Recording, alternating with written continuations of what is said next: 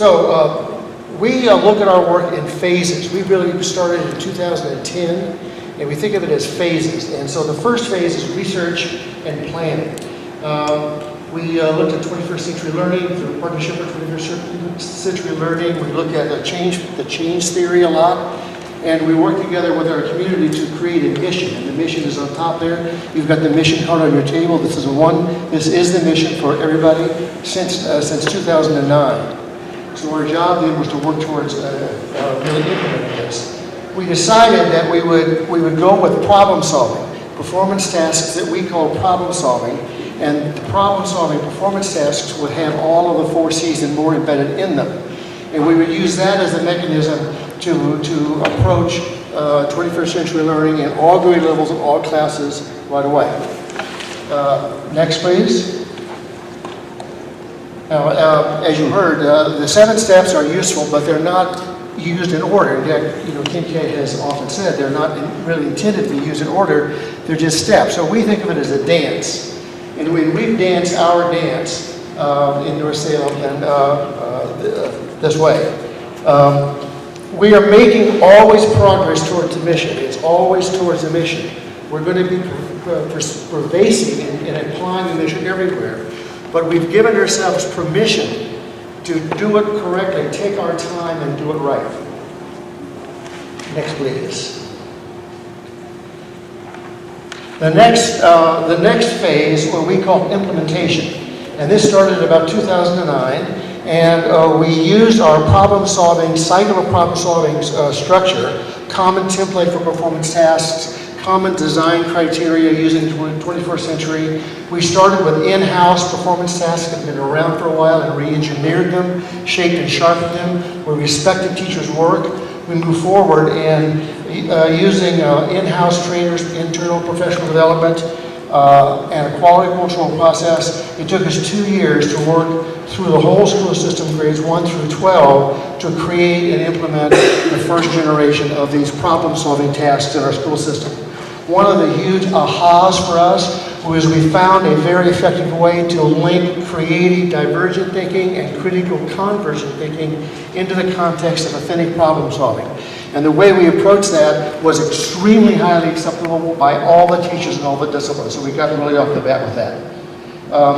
Now, once we have the performance tasks, then we can backward plan so the teachers pay attention to the process skills and the content knowledge that's going to be important when the performance task shows up, the problem-solving task, and then they differentiate their instruction backward through the year to help kids have the proficiencies they need to be as independent as possible when they do the performance tasks in the classroom.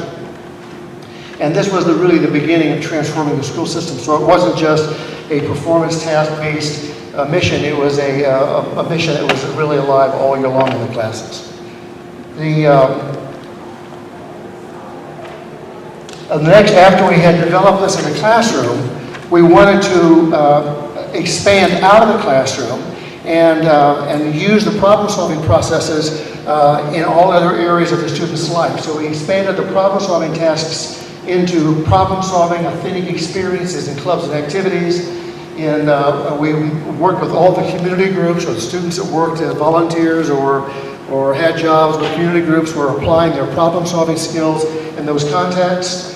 We engaged all of our teachers who were not classroom teachers, school psychologists, social workers, to help us see how students could take the problem-solving skills that use the 4 C's in the context of solving problems in all areas of their lives. So it became very pervasive.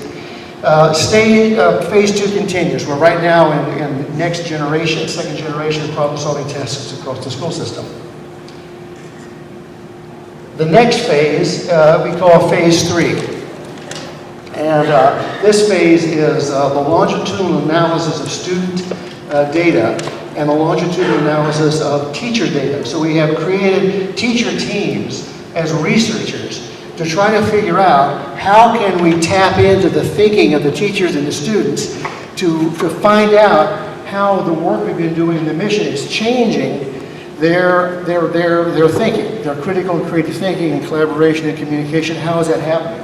So you'll see on these pages, this slide and the next one, please go to the next one. We have created a lot of different ways of looking at what's changing about student thinking, a lot of ways of what's changing about teacher thinking.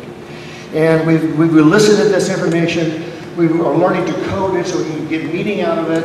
We're learning to take the information from coding and say, what does this tell us about what steps we need to take next so that as we move ahead we can do that. So this is really, really exciting to us. The profile, you have a copy of our profile on your table. You have a copy of the graduate profile and also the profile of a 5th grader.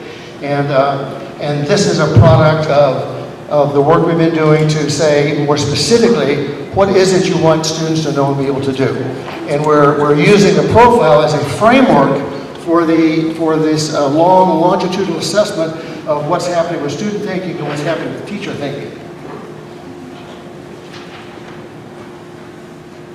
The profile is also very important in branding ourselves. It's very important in communicating what we're really about to ourselves, our students, our parents, our community members, our college admissions officers, and all of that.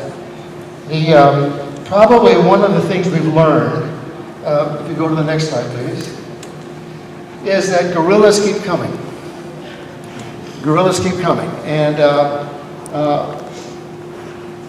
we've learned not to fight them. We're not to hit them head on, but to figure out how to turn their energy into energy for us, or how to sidestep them a little bit so we can move ahead. One of the gorillas that's the most dangerous is the gorilla that says to you, do more and do it faster. That's what happens, and that's the death of a lot of change processes. Many other budgets. So we think about this as gorillas, and sometimes we look at ourselves as a decision we're making about using assessment too soon. And we see maybe that's a gorilla, maybe we're being a gorilla. Is the gorilla going to hinder us in the long run between creating a sustainable, full implementation, a deep implementation, a meaningful implementation of our mission for all kids? So they go off and they have this gift for their careers and their college education and the rest of their life. Thank you.